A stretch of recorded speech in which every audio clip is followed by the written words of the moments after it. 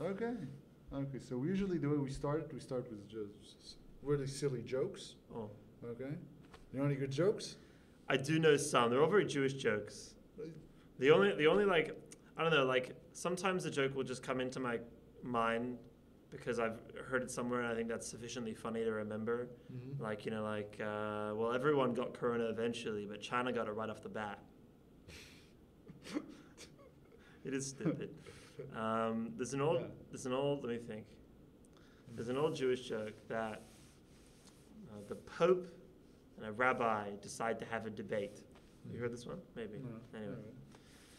And so they both show up to the Vatican Square, and they stand opposite each other. You know, all the Jews are on one side and all the Christians on the other side. And the debating is, do the Jews get to remain in the city of Rome?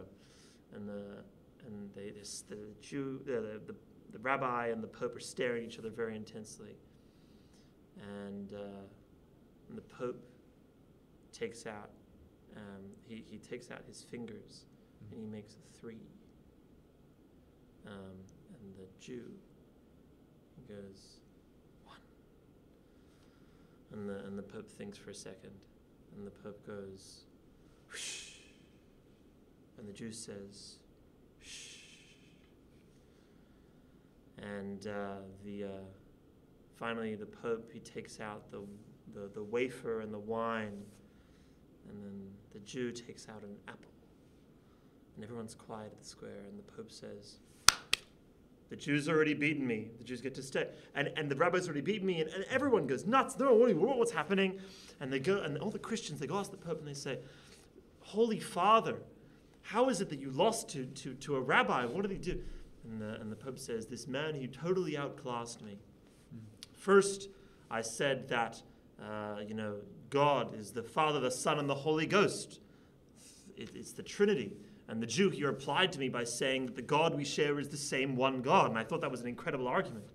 And then I told him that God is all around us in the same way that we both believe. But no, he told me that instead God is right here. I thought, what an incredible man to make such arguments with only his fingers.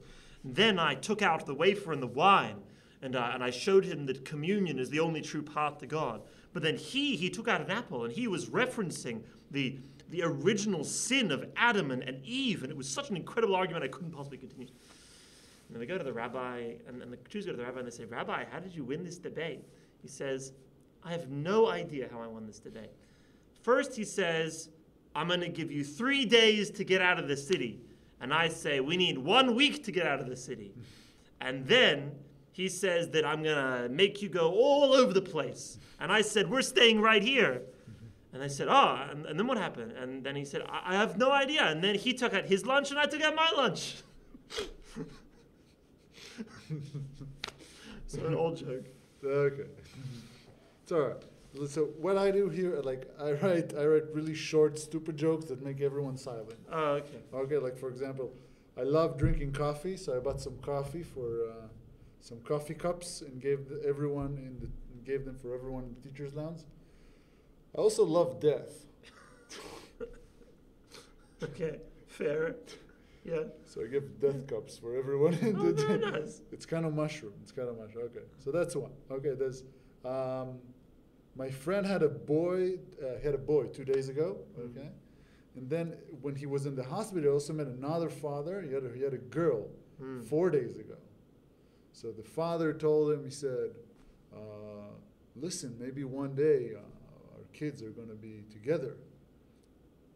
And then my friend said, well, I don't want my boy to date someone twice his age. Stupid.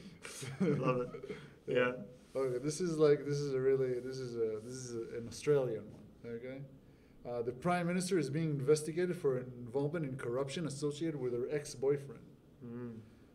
That just proves that you got to leave your past behind and be Gladys.